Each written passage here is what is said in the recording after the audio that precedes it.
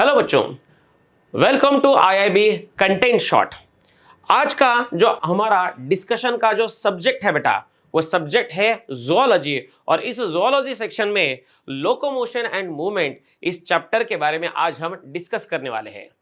आज locomotion and movement chapter का जो सब टॉपिक हम डिस्कस करने वाले हैं, दैट सब टॉपिक इज लास्ट पॉइंट, यानी कि disorders of muscular and skeletal system. बेटा, डिसऑर्डर्स के बारे में अगर हमने लास्ट के कुछ नीट के पेपर्स देखे तो हमें यह बात समझ में आती है कि अराउंड हर साल 2 या फिर एटलीस्ट एक क्वेश्चन इस डिसऑर्डर सेक्शन में से आता है। और इसीलिए ये जो डिसऑर्डर्स वाला पॉइंट है ये नीट के प्रिपरेशन के लिए ज़रूरी है। तो हम यहाँ पे अगले कुछ मिनट में डिसऑर्डर्स के बारे में डिस्कस करेंगे। तो चलिए स्टार्ट करते हैं बेटा, disorders of the human muscular and skeletal system. अगर हम एनसीईआरटी में लास्ट के पेज पे चले गए लोकोमोशन एंड मूवमेंट चैप्टर के, तो वहां पे हमें डिसऑर्डर्स वाला सेक्शन देखने को मिलता है। इस डिसऑर्डर्स में हमें इतने सारे डिसऑर्डर्स सीखने हैं। इस डिसऑर्डर के सीरीज में जो पहला डिसऑर्डर मैं यहाँ पे ले रहा हूं बेटा, that disorder is myasthenia gravis. इस डिसऑर्डर का नाम क्या है? मायस्थेनिया ग्रेविस नाम का ये डिसऑर्डर है। ये जो डिसऑर्डर है ये मसल्स के रिगार्डिंग का डिसऑर्डर है। और ये जो डिसऑर्डर है इसे बोला जाता है कि it is a auto immune disorder. Myasthenia gravis कैसा डिसीज है? It is a auto immune disorder. अब ऑटो इम्यून डिसऑर्डर किसे कहते हैं आपको ऑलरेडी पता है। अगर कोई डिसीज कंडीशन ऐसी है जिस कंडीशन में हमारे ही बॉडी के WBCs, हमारे ही बॉडी के नॉर्मल सेल स्ट्रक्चर्स पे अगर अटैक करते हैं, तो इस कंडीशन को क्या बोला जाता है? इसे बोला जाता है ऑटो इम्यून कंडीशन। अपने ही WBC, अपने ही बॉडी के नॉर्मल स्ट्रक्चर के ऊपर अटैक करना, यानी कि ऑटो इम्यून कंडीशन बन जाता है। यहां पे बेटा मायस्थेनिया ग्रेविस में लिख के दिया है कि it is a auto immune disorder affecting neuromuscular junction. किसे अफेक्ट किया जा रहा है? Neuromuscular junction. न्यूरो का मतलब है बेटा न्यूरॉन, एंड मसल का पार्ट आ गया यानी कि मस्कुलर। हमें पता है कि जब जब न्यूरॉन ऊपर से मोटार नर्व इंपल्स लेके आता है, जब जब ब्रेन से मसल कॉन्ट्रैक्शन के लिए ऑर्डर आते हैं, तो that impulse is a motor impulse. Motor impulse skeletal muscle cell पे जैसे ही पहुंच गया तो वहां पे होता है न्यूरोमस्कुलर जंक्शन। और उस न्यूरोमस्कुलर जंक्शन पे अगर एंटीबॉडीज आके अटैक करती है तो वो न्यूरोमस्कुलर जंक्शन ठीक से काम नहीं कर सकता।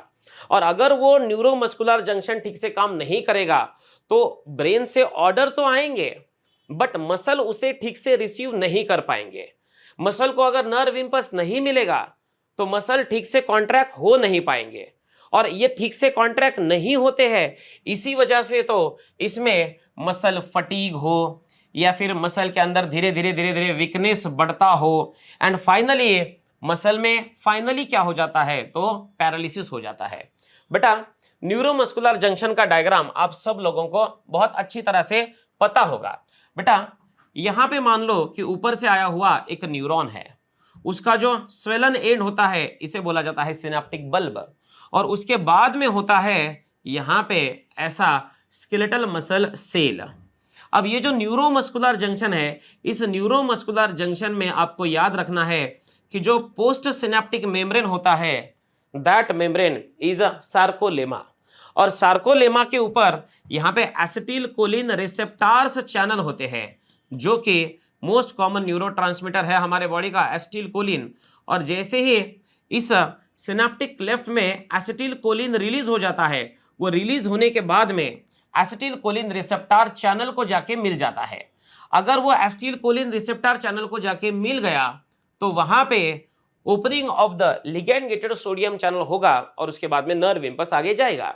बट यहां पे अगर ये एसिटिल कोलिन रिसेप्टर चैनल ठीक से काम नहीं करेंगे, जो हमारे बॉडी ने एंटीबॉडीज प्रोड्यूस कर दिए, ये अगर आके इसे ऐसा अटैच हो जाएंगे, तो ऐसी कंडीशन में जो पोस्ट सिनेप्टिक मेम्ब्रेन है वहां पे जो एसिटिल कोलिन रिसेप्टर चैनल्स है वो ठीक से काम नहीं करेंगे। यानी कि यहाँ पे क्या इन्वॉल्व हो गया? न्यूरोमस्कुलर जंक्शन इन्वॉल्व हो गया।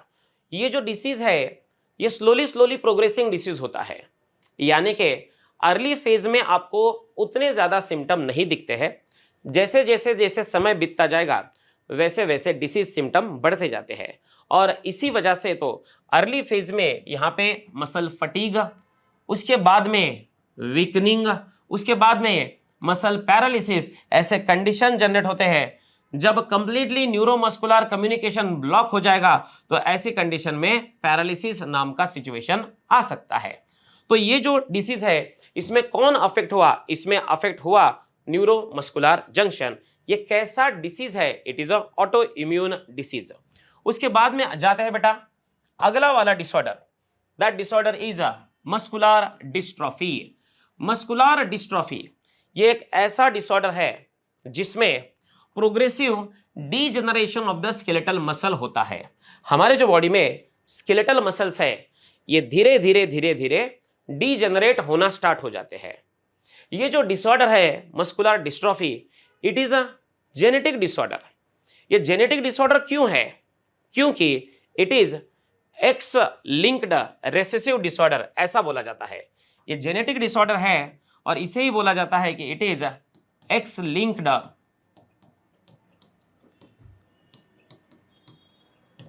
Recessive disorder. X linked recessive इसका मतलब क्या है सर? बेटा अगर हमने मेल ह्यूमन बॉडी का अगर क्रोमोसोमल कॉन्फ़िगरेशन देखा तो हम वहां पे लिखते हैं बेटा एक्स वाई, एंड अगर फीमेल की बॉडी में अगर क्रोमोसोमल कॉन्फ़िगरेशन देखा तो वहां पे होते हैं बेटा एक्स क्रोमोसोम के 2 कॉपीज। अगर मेल में एक्स क्रोमोसोम का एक ही कॉपी है तो यहाँ पे जो डिस्ट्रोफिन नाम का जो प्रोटीन है वो बनाने वाला जो जीन है it is present on x chromosome. Dystrophin बनाने वाला जो जीन होता है, dystrophin is a protein, and वो डिस्ट्रोफिन प्रोटीन बनाने वाला जो जीन होता है वो होता है बेटा एक्स क्रोमोसोम पे। इसका मतलब ये हुआ कि मेल में जो डिस्ट्रोफिन प्रोटीन बनाने वाला जीन है उसका सिर्फ एक ही कॉपी है, बट फीमेल में डिस्ट्रोफिन बनाने वाला जो जीन है उसके 2 कॉपीज है। ये किसमें हुआ? फीमेल में हुआ। किसमें हुआ? फीमेल में हुआ। तो इस वजह से जनरली अगर एक कॉपी डैमेज हो गई तो ऑटोमेटिकली वहां पे डिसऑर्डर स्टार्ट हो जाएगा, क्योंकि दूसरा कॉपी जो नॉर्मल फंक्शनिंग कर सके ऐसा मेल में नहीं होता है। बट फीमेल में अगर देखोगे तो एक्स क्रोमोसोम के 2 कॉपीज है, यहां पे डिस्ट्रोफिन जीन बनाने वाले भी 2 कॉपीज है। अगर एक कॉपी डैमेज हो गई तो वहां पे दूसरी वाली कॉपी नॉर्मल फंक्शन को संभाल लेती है। इसीलिए जनरली ऐसा बोला जाता है कि मस्कुलर डिस्ट्रॉफी ये जो डिसीज होता है ये मेनली किसके अंदर होता है? मेल्स के अंदर होता है। फीमेल्स के अंदर एक्स क्रोमोसोम के 2 अलग अलग कॉपीज होती है और इसी वजह से यहां पे जनरली एक कॉपी अगर डैमेज भी हो गई, अगर म्यूटेशन भी हो गया तो भी दूसरा कॉपी जो है वो नॉर्मल फंक्शनिंग कर सकता है। इसीलिए males are generally sufferer for the muscular dystrophy and females are generally carriers for the muscular dystrophy, ऐसा बोला जाता है। इसीलिए तो ये जो मस्कुलर डिस्ट्रॉफी नाम का जो डिसऑर्डर है जनरली मेल्स के अंदर ही दिखता है। Males are sufferer for the disease and females are carrier for the disease. ये जो डिस्ट्रोफिन बनाने का जीन है वो जीन एक्स क्रोमोसोम के ऊपर है और that is why this disorder is x linked recessive disorder, ऐसा हम इसे बोल सकते हैं। इस डिसीज कंडीशन में अर्ली एज में मसल में वीकनेस उतना ज्यादा दिखता नहीं है, बट जैसे जैसे जैसे जैसे एज बढ़ते जाता है वैसे वैसे ये भी डिसीज प्रोग्रेस होता जाता है। धीरे धीरे धीरे धीरे बढ़ने वाला डिसऑर्डर यानी कि प्रोग्रेसिव डिसऑर्डर ऐसा बोला जाता है। तो progressive degeneration of the skeletal muscle ऐसा हम इसको बोल सकते हैं। उसके बाद में आने वाला जो कंडीशन है दैट कंडीशन इज टिटेनी। बेटा टिटेनी क्या होता है? हमारे जो मसल्स है कभी कभी इनमें रैपिड स्पाज्म, रैपिड का मतलब बहुत ज्यादा जोर से, इतना जोर से कॉन्ट्रैक्शन होना कि जिस कॉन्ट्रैक्शन की वजह से दर्द महसूस हो जाए, यानी कि it is a painful contraction, इसीलिए इसे बोला जाता है वाइल्ड कॉन्ट्रैक्शन। ऐसा कॉन्ट्रैक्शन कभी कभी हमारे मसल्स में हो जाता है। हमारे मसल्स में अगर ऐसा वाइल्ड कॉन्ट्रैक्शन हो रहा है तो इस कंडीशन को हम टिटेनी बोलते हैं। बट जनरली ऐसा कंडीशन हमारे मसल्स में कब डेवलप होता है, उसका जो कारण है बेटा एनसीईआरटी के अकॉर्डिंग आपको याद रखना है कि लो कैल्शियम इन बॉडी फ्लूइड। हमारे बॉडी फ्लूइड में जब जब कैल्शियम का अमाउंट कम हो जाता है, जितना कैल्शियम हमारे बॉडी में चाहिए, ब्लड में, बॉडी फ्लूइड में चाहिए, वो अगर मेंटेन नहीं हुआ, वो अगर कम हो गया, अगर ऐसी कंडीशन आती है तो इसे बोला जाता है हाइपोकैल्सेमिया। हाइपो का मतलब होता है बेटा कम, कैल्सेमिया का मतलब होता है ब्लड के अंदर का कैल्शियम।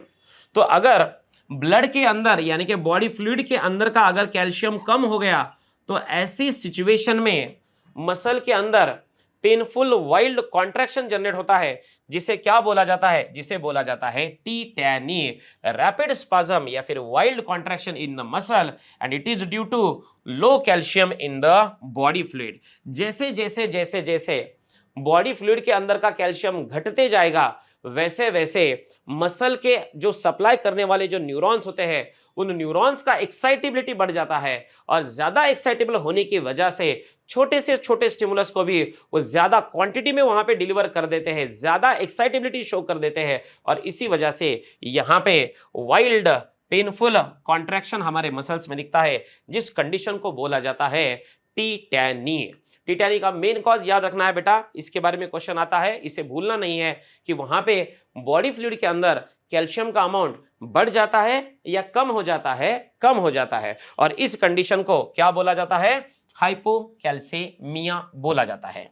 उसके बाद में बढ़ते हैं अगला disorder, that disorder is arthritis. बेटा अगर किसी भी नाम के आगे अगर आइटिस लग गया तो उस ऑर्गन का या फिर उस स्ट्रक्चर का यहां पे इन्फ्लामेशन होता है, ऐसा बोला जाता है। अगर पैनक्रियाज के आगे अगर आइटिस लगा दिया तो इट बिकम्स पैनक्रियाटाइटिस, अगर हिपैट के आगे अगर आइटिस लगा दिया तो इट बिकम्स हिपैटाइटिस। यानी कि इन्फ्लामेशन हो रहा है ये बताने के लिए उसके आगे आइटिस लगा दिया जाता है। अब यहां पे आइटिस किसके सामने लगा दिया, यहां पे आइटिस लगा दिया है आर्थरोसिस के सामने। बेटा आर्थरोसिस का मतलब होता है ज्वाइंट, आर्थरोसिस का मतलब होता है ज्वाइंट, और अगर ज्वाइंट का इन्फ्लामेशन होता है, अगर ज्वाइंट का इन्फ्लामेशन होता है तो उस कंडीशन को बोला जाता है अर्थराइटिस। उस कंडीशन को क्या बोला जाता है, अर्थराइटिस। बट बेटा अगर आपने इसी डिसऑर्डर में का लास्ट वाला कंडीशन देखा तो वहां पे लिखा है गाउट, बट उसके आगे देखो ये भी एक क्या है, इन्फ्लामेशन ऑफ द जॉइंट्स है। यहां पे भी क्या लिखा है, इन्फ्लामेशन ऑफ द जॉइंट्स लिखा है। इसका मतलब ये जो अर्थराइटिस है उसी में का एक टाइप कौन है, गाउट है, गाउट।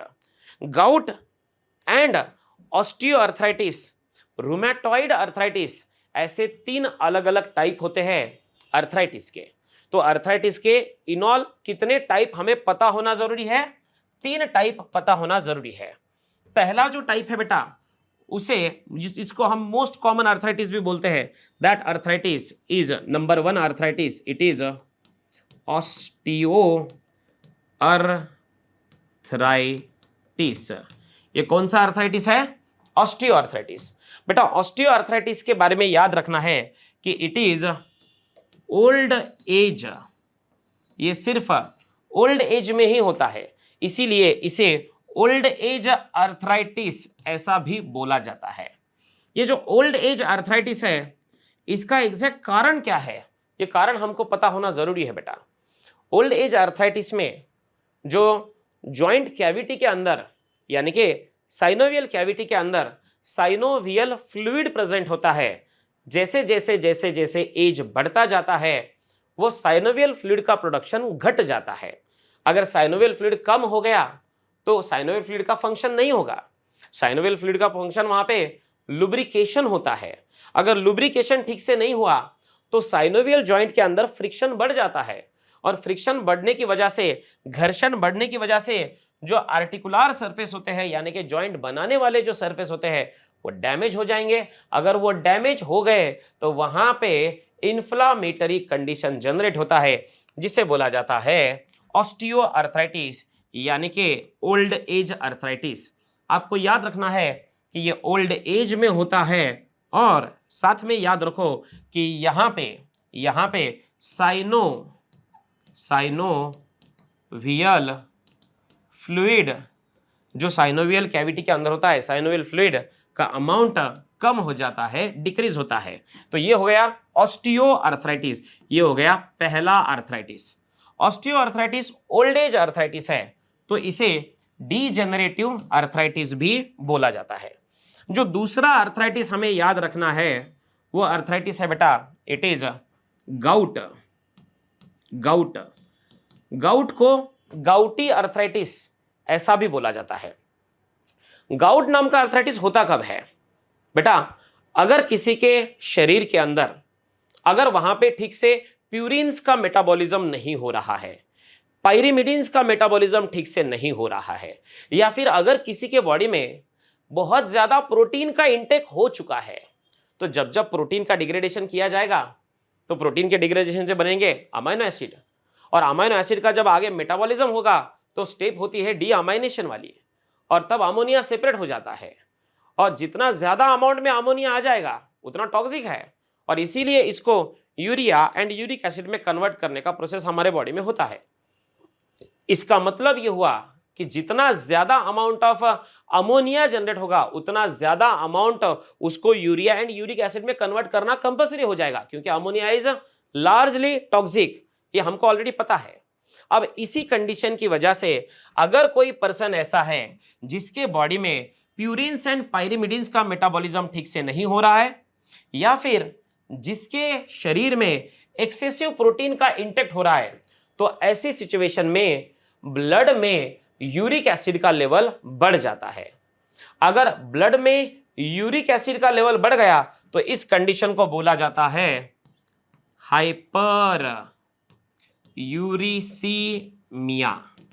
इसको क्या बोला जाता है? हाइपर यूरिसीमिया, यानी कि ब्लड में का यूरिक एसिड का लेवल बढ़ जाना। अगर ये ब्लड में बढ़ गया तो ब्लड में से ये ट्रैवल करते करते करते करते किडनी में चला जाएगा, बट अगर किडनी उसे सफिशिएंट क्वांटिटी में एक्सक्रीट नहीं कर पाई तो वापस वो ब्लड में आ जाएगा, और जो ब्लड में आया ब्लड ऑल ओवर बॉडी उसको लेके घूमेगा, और उसी वजह से ये साइनोवियल फ्लूइड में भी एंट्री कर जाएगा। साइनोवियल फ्लूइड में अगर ये पहुंच गया तो वहां पे वो एक्यूमुलेट होना स्टार्ट हो जाता है, और वहां पे साइनोवियल फ्लूइड के अंदर सोडियम यूरेट के क्रिस्टल्स बन जाते हैं। कौन से क्रिस्टल बन जाते हैं? सोडियम यूरेट के क्रिस्टल्स बन जाते हैं। कौन से क्रिस्टल बन गए? सोडियम यूरेट के क्रिस्टल बन गए। ये जो सोडियम यूरेट के क्रिस्टल्स होते हैं धीरे धीरे एग्रीगेट करेंगे। एग्रीगेट करने के बाद वहां पे एक मास बन जाएगा, और वो जो मास होता है that mass of sodium urate crystal is known as tophi. और जैसे ही वहां पे टॉफी बन गया वो वहां पे इन्फ्लामेटरी कंडीशन बना देता है, जिसकी वजह से जॉइंट्स बहुत ज्यादा पेनफुल बन जाते हैं। यहां पे इस गाउट नाम के कंडीशन में एक्सेसिव यूरिक एसिड जनरेट हो रहा है, जो कि प्यूरिन्स एंड पायरिमिडिन्स के डिफेक्टिव मेटाबॉलिज्म की वजह से हो रहा है। इसीलिए गाउटी अर्थराइटिस को कभी कभी it is also known as metabolic arthritis. Gouty arthritis is also known as metabolic arthritis, ये आपको याद रखना है। मेटाबॉलिज्म में अगर प्रॉब्लम आ गया, एक्सेसिव यूरिक एसिड जनरेट हो गया, यूरिक एसिड के क्रिस्टल साइनोवियल फ्लूइड में एक्यूमुलेट होने लगे और वहां पे इन्फ्लामेशन जनरेट हो गया, इस कंडीशन को बोला जाएगा गाउट या फिर गाउटी अर्थराइटिस। यूरिक एसिड का लेवल बढ़ता है, ये आपको इस कंडीशन में याद रखना है, इसे हम मेटाबॉलिक अर्थराइटिस भी कह सकते हैं। The third type of arthritis, तीसरा वाला arthritis is rheumatoid arthritis. Rheumatoid arthritis, बेटा रूमेटॉइड अर्थराइटिस के बारे में आपको याद रखना है कि यहां पे होता है rheumatoid factor, and rheumatoid factor it is a antibody. और ये जो एंटीबॉडी होती है, अगर हमारे ही बॉडी ने एंटीबॉडी बनाई है और हमारे ही बॉडी के स्ट्रक्चर के ऊपर अटैक हो रहा है, तो ऐसे सिचुएशन में इस कंडीशन को हम ऑटो इम्यून कंडीशन बोलते हैं। यानी कि आपको याद रखना है कि rheumatoid arthritis it is a auto immune arthritis, it is a auto immune arthritis.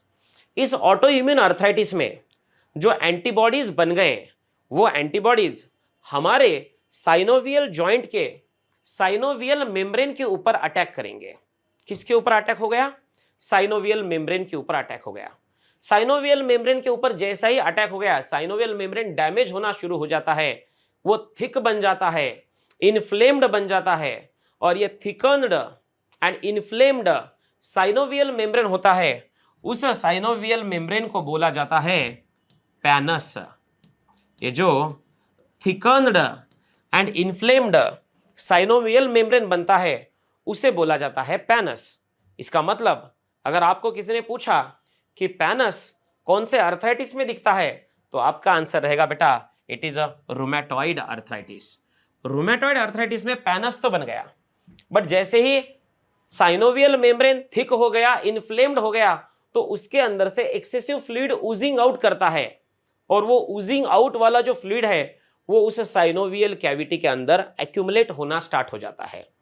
इसीलिए जब हम ऑस्टियोआर्थराइटिस को देखेंगे तो वहां पे साइनोवियल फ्लूइड का अमाउंट कम है, बट अगर हमने रूमेटॉइड अर्थराइटिस को देखा तो वहां पे relatively amount of the synovial fluid हमको अपरेंटली बढ़ा हुआ नजर आता है।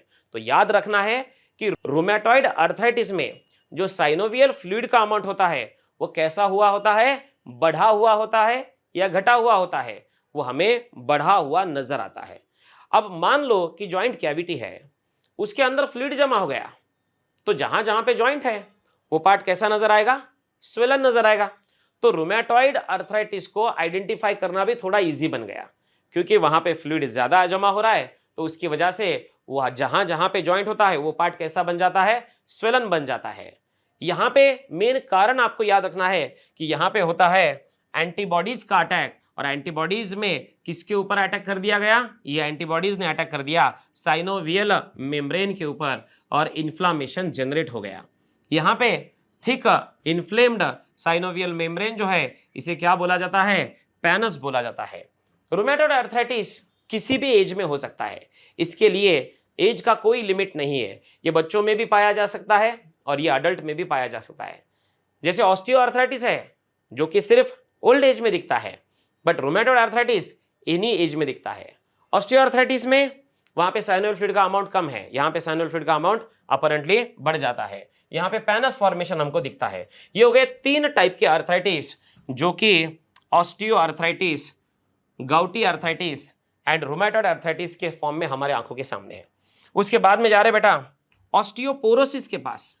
ऑस्टियोपोरोसिस ये क्वेश्चन बहुत बार पूछा जा चुका है बेटा, इसे आपको ठीक से पढ़ना पड़ेगा।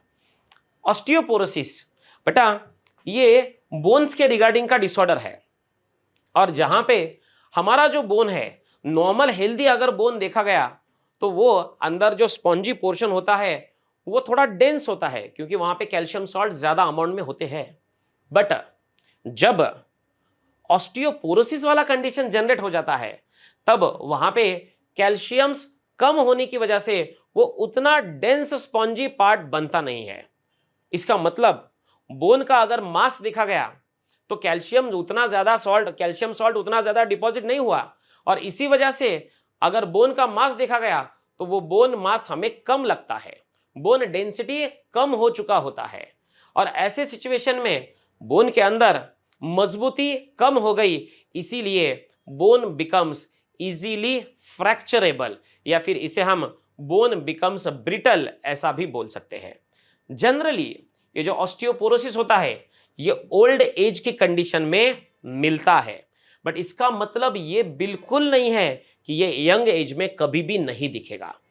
जनरली जब जब बोन में कैल्शियम का डिपोजिशन किसी भी कारणवश कम हो जाए, अगर बोन के अंदर ऐड होने वाला कैल्शियम किसी भी कारण की वजह से अगर कम हो गया तो बोन मास कम हो जाएगा, बोन ब्रिटल बन जाएगा, बोन में फ्रैक्चर के चांसेस बढ़ जाते हैं। बट जनरली ये कौन से एज में मिलता है अगर पूछा तो जनरली ये पोस्ट मेनोपॉजल वुमेन्स के अंदर, किसके अंदर? पोस्ट मेनोपॉजल वुमेन के अंदर, यानी कि जब उनका मेंस्ट्रुअल साइकिल बंद हो जाएगा उसके बाद में ये ज्यादा कॉमनली दिखता है। ऐसा क्यों है सर कि ये पोस्ट मेनोपॉजल वुमेन में ज्यादा कॉमन क्यों दिखता है? उसका कारण याद रखो बेटा कि उनके अंदर एस्ट्रोजन का डिफिशियंसी होता है।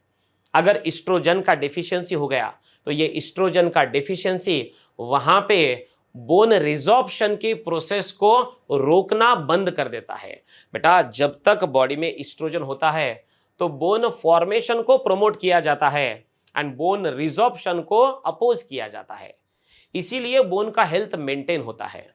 बट अगर ओल्ड एज आ गया, मेंस्ट्रुअल साइकिल बंद हो चुकी है, अब बॉडी में एस्ट्रोजन का लेवल कम हो चुका है, ऐसे कंडीशन में अगर एस्ट्रोजन ही नहीं बचेगा, कम हो जाएगा, तो बोन रिसॉर्प्शन को वो रोक नहीं पाएगा एंड बोन फॉर्मेशन को वो मोटिवेट नहीं कर पाएगा, और इसी वजह से वहां पे deposition of calcium in the bone becomes less, और ऐसी कंडीशन में जो बोन होते हैं बेटा उसके अंदर चांसेस ऑफ फ्रैक्चर बढ़ जाते हैं, because there is a decrease in the bone mass, increase chances of fracture, और ये सब डिक्रीज लेवल ऑफ एस्ट्रोजन ये इन पोस्ट मेनोपॉजल वुमन में होता हुआ नजर आएगा। जनरली अगर बच्चों के डाइट में कैल्शियम का डिफिशियंसी है या फिर अडल्ट्स में भी विटामिन D3 का डिफिशियंसी है, कैल्शियम का डाइट में डिफिशियंसी है, तो ऐसे सिचुएशन में भी ये जो ऑस्टियोपोरोसिस होता है ये यंग में एंड अडल्ट में भी दिख सकता है। अगर कैल्शियम का डिफिशियंसी हो गया, अगर विटामिन D3 का डिफिशियंसी हो गया, या फिर एक हार्मोन है जिस हार्मोन का नाम है कैल्सिटोनिन। कैल्सिटोनिन नाम का जो हार्मोन होता है उसका काम होता है कि ब्लड के अंदर जो कैल्शियम है वहां से उस कैल्शियम को निकालकर उसे बोन के अंदर ऐड करना। ये काम कौन करता है? कैल्सिटोनिन करता है, कैल्सिटोनिन। बट अगर कैल्सिटोनिन का लेवल ही कम हो गया, अगर कैल्सिटोनिन का अमाउंट कम हो गया, तो ऐसी कंडीशन में ब्लड से बोन की तरफ जाने वाला कैल्शियम कम हो जाएगा। इसका मतलब बोन के अंदर कैल्शियम का डिपोजिशन कम हो गया, बोन मास डिक्रीज हो गया, बोन मजबूत नहीं रहे, चांसेस ऑफ फ्रैक्चर बढ़ जाते हैं। तो इसी के साथ में आपको याद ये भी रखना है कि जब जब कैल्सिटोनिन का लेवल कम हो जाता है तभी भी ऑस्टियोपोरोसिस होता है, ये आपको याद रखना है। गाउट के बारे में तो अभी मैंने ऑलरेडी बता दिया है, वहां पे सोडियम यूरेट के क्रिस्टल्स जॉइंट कैविटी में जमा होते हैं। तो इतना जो कुछ भी कंटेंट हमने आज सीखा बेटा, that content is regarding disorders of our muscular and skeletal system. आज जो हमने यहाँ पे सीखा है इसे हमें आज ही प्रैक्टिस करना है, आज ही टेस्ट करना है, जिसकी वजह से इसके ऊपर का एक भी क्वेश्चन अगर नीट में आया तो वो हमारा गारंटीडली सॉल्व होना चाहिए। और इसीलिए आपको रजिस्टर करना है IIB PCB आधार 3.0 को। जैसे ही आपने रजिस्टर कर लिया उसके बाद में 24 घंटे में आपको IIB PCB का ऐप मिल जाएगा, और जिसके अंदर आपको इस सब टॉपिक के ऊपर 10 क्वेश्चंस मिलेंगे, और इन क्वेश्चंस को अगर आप ठीक से सॉल्व कर सके, और इन क्वेश्चंस को अगर आपने ठीक से सॉल्व कर लिया तो आपका इस टॉपिक के ऊपर का नीट में का सक्सेस गारंटीड है। Do like, share and subscribe and press the bell icon without fail. तो थिंक नीट, थिंक IIB।